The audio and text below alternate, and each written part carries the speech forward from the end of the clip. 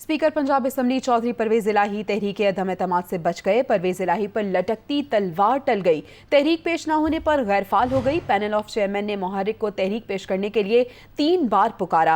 मुहर्रिक समीउल्लाह खान ऐवान में मौजूद ही न थे। पंजाब असम्बली का इजलास शुरू होने के सिर्फ 9 मिनट बाद ही 6 जून तक मुलतवी हो गया। हुआ क्या, आइए आपको दिखाते हैं।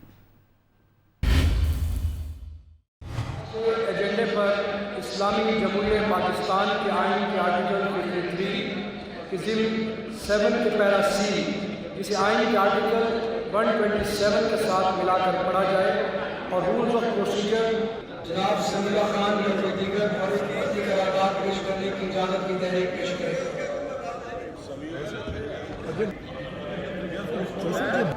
क्योंकि कोई मूव नहीं कर उसने की तहरीक को इजाज़त की तहरीक को मूव नहीं किया गया, लिहाजा assembly hands the motion is declined.